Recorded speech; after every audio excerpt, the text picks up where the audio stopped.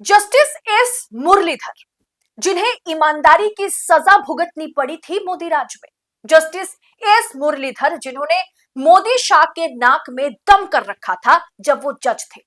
Justice S Muralidhar ने अब freedom of press और फ्रीडम ऑफ जुडिशियरी कैसे एक दूसरे के लिए जरूरी है, लोकतांत्रिक देश के लिए जरूरी है, ये उन्होंने बतलाया है और बहुत ही अच्छे तरीके से बताया है। थर्ड पिलर और फोर्थ पिलर एक दूसरे पर निर्भरशील है, जिसे आज की सरकार धीरे धीरे खत्म कर रही है। उन्होंने बतलाया कि कैसे लोकतंत्र का तीसरा और चौथा स्तंभ यानी न्यायपालिका और मीडिया आज धराशाही है। इस पर पूर्व ईमानदार जज ने सरकार की पोल और काला चिट्ठा जो है, मतलब पोल पट्टी खोल के रख दी है इस पर। जस्टिस मुरलीधर की हिस्ट्री बहुत दिलचस्प है। क्यों बार बार मैं आपको बता रही हूं कि जस्टिस मुरलीधर ईमानदार जज थे, क्यों बता रही हूं कि उन्हें अपनी ईमानदारी की सजा भुगतनी पड़ी थी, सुनिएगा आगे। तो वीडियो को आखिर तक देखें। नमस्कार, मैं हूं आपके साथ अदिति और आप 4 PM न्यूज नेटवर्क देख रहे हैं। जस्टिस मुरलीधर, पूर्व न्यायाधीश मुरलीधर, जिन्हें मोदी जी से अपनी ईमानदारी की सजा मिली थी। दोस्तों 2000 मतलब साल 2020 25 फरवरी दिल्ली CAA प्रोटेस्ट के चलते दिल्ली का हाल जो है बहुत ही बेहाल था। हर जगह दंगा फसाद हो रहा था और दिल्ली हाई कोर्ट के जस्टिस थे तब एस मुरलीधर, जिन्होंने आधी रात को अपने घर पर इमरजेंसी सुनवाई की, जिन्होंने अपने घर पर ही कोर्ट रूम खोल दिया था और मोदी शाह के नाक में दम कर दिया था। इमरजेंसी सुनवाई करते हुए उन्होंने कहा था कि दिल्ली में दूसरे 1984 को नहीं होने देंगे। दिल्ली हिंसा पर मामले पर दिल्ली पुलिस को खूब उन्होंने फटकार लगाई और इसके अलावा उन्होंने नागरिकता संशोधन के विरोध में प्रदर्शन के दौरान दिल्ली में हुई हिंसा में घायलों को, चाहे वो हिंदू पक्ष हो मुस्लिम पक्ष हो, दोनों पक्षों के घायलों को सुरक्षा और बेहतर इलाज कराने के निर्देश दिए थे। और उन्होंने जिस तरीके से आधी रात को अपने घर पर ही कोर्ट रूम लगाया था, उसे देखकर मोदी शाह भौचक्का रह गए थे। और दूसरे ही दिन जस्टिस एस मुरलीधर को दिल्ली हाई कोर्ट से, जी हाँ, दिल्ली हाई कोर्ट से सीधा Punjab and Haryana high court transfer कर दिया जाता है। इसीलिए मैंने आपसे कहा कि हर कोई कह रहा था कि उन्हें अपनी ईमानदारी की सजा भुगतनी पड़ी थी। दोस्तों दिल्ली पुलिस उस समय दिल्ली को जलने दे रही थी, मतलब उस आग को बुझाने की प्रयास तक दिल्ली पुलिस नहीं कर रही थी। ये आरोप दिल्ली पुलिस पर उस समय लग रहा था। ईमानदार जज दिल्ली पुलिस की पोल खोल के रख दी थी उस रात को और अब उन्होंने कहा है कि एक स्वतंत्र न्यायपालिका को स्वतंत्र मीडिया की और स्वतंत्र मीडिया को स्वतंत्र न्यायपालिका की जरूरत है, जो आज के समय में दुर्लभ है। 2024 के लिए जारी विश्व प्रेस स्वतंत्रता सूचकांक यानी वर्ल्ड प्रेस फ्रीडम इंडेक्स में 180 देशों में भारत की रैंकिंग जो है वो बहुत ही निराशाजनक है। ये कहते हुए उन्होंने अपने भाषण में उन्होंने इस बात का जिक्र किया कि 180 देशों में से भारत की रैंकिंग जो है वो 159 है। 2023 में 161 पर हम थे, जबकि ये बहुत ही मामूली सुधार है। वो दिन दूर नहीं जब हम पीछे, मतलब रैंकिंग नीचे की ओर से हम आगे रहेंगे, सबसे आगे।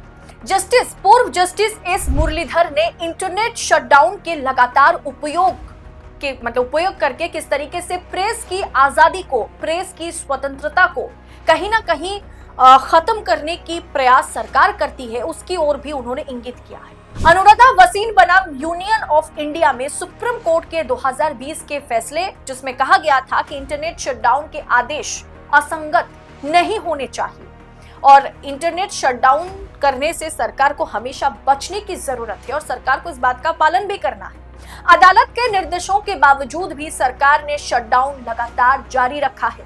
खासकर जम्मू कश्मीर जैसे जो इलाका है, हमने हाल ही में देखा था मणिपुर भी उसी के दायरे में आ गया था, जहां पर काफी समय तक, अभी तक भी शायद शटडाउन मतलब इंटरनेट को करके रखा गया है और जिस खबर को बाहर तक आने नहीं दिया जाता है, जहां पत्रकारों को रिपोर्ट करने की उनकी क्षमता पर गंभीर प्रतिबंधों का सामना करना पड़ता है। इंटरनेट शटडाउन के आदेश अब पूरे देश में लगभग नियमित रूप से जारी किए जाते हैं, जबकि सुप्रीम कोर्ट ने इसके खिलाफ फैसला सुनाया था। किसानों का विरोध हो, मणिपुर हिंसा हो, यहाँ तक कि परीक्षाओं के दौरान भी हो, ये आदेश पब्लिक डोमेन में नहीं है और इसीलिए मतलब एक तरीके से सरकार इसका पूरी तरीके से दुरुपयोग करती है।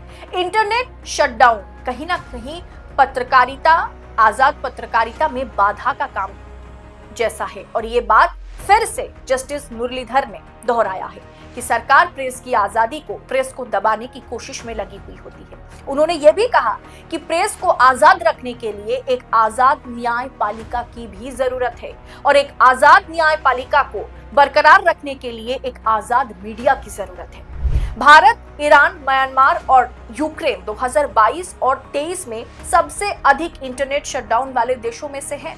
अब बाकियों के लिए आप मान सकते हैं कि बाकी देशों में युद्ध चल रहा है, माहौल ठीक नहीं है, वहां तो इंटरनेट शटडाउन बंद हो सकता है, वहां की सरकार की मर्जी है। लेकिन भारत में ऐसा क्या पिछले 2 सालों से चल रहा था जिसके चलते सबसे ज्यादा शटडाउन करने वाले देशों की सूची में भारत आ गया?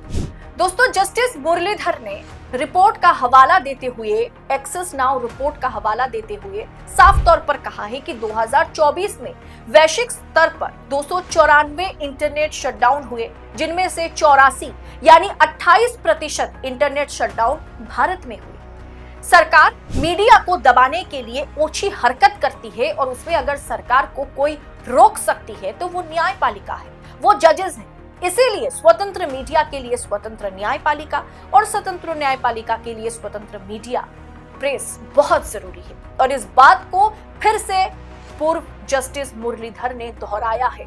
उन्होंने कहा है कि सरकार दोनों को खत्म करने के प्रयास में लगी हुई है और सरकार ने उनके साथ जो किया था कि सत्ता के खिलाफ अगर आप फैसला सुनाते हैं, अगर आप सत्ता को मतलब झटका देने वाला फैसला सुनाते हैं, आदेश देते हैं जो सरकार के सत्ता पक्ष के मंशा के खिलाफ है, उनकी विचारधारा के खिलाफ है, अगर आप मुसलमानों के पक्ष में फैसला सुनाते हैं, अगर आप देशहित के पक्ष में फैसला सुनाते हैं, तो आपका तबादला हो जाता है।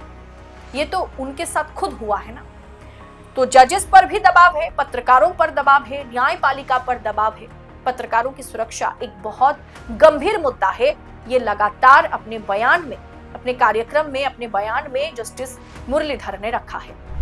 अकेले 2023 में 5 पत्रकारों की हमारे देश में हत्या हुई है। 226 पर अभी भी निशाना, मतलब 226 पत्रकारों को निशाने पर लिया गया था, जिसमें 148 मामलों के लिए राज्य के लोग जिम्मेदार थे, राज्य सरकारें जिम्मेदार थी और सबसे ज्यादा भाजपा शासित प्रदेशों में ऐसा कांड देखने को मिला है।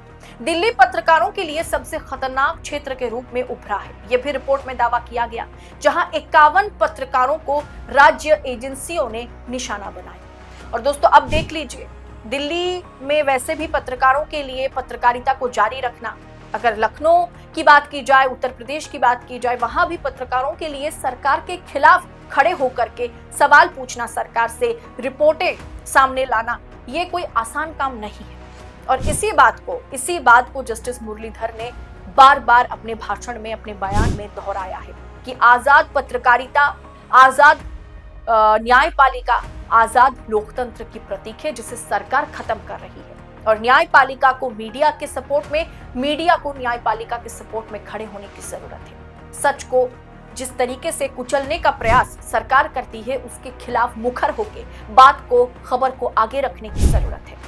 फिलहाल दोस्तों, जस्टिस मुरलीधर ने फिर एक बार ऐसा बयान दिया जो सरकार के खिलाफ है, जो सरकार की आंखों में आंखें डाल करके सरकार की पोल पट्टी खोलने वाला उनका ये बयान, क्या उन्हें फिर एक बार महंगा पड़ेगा?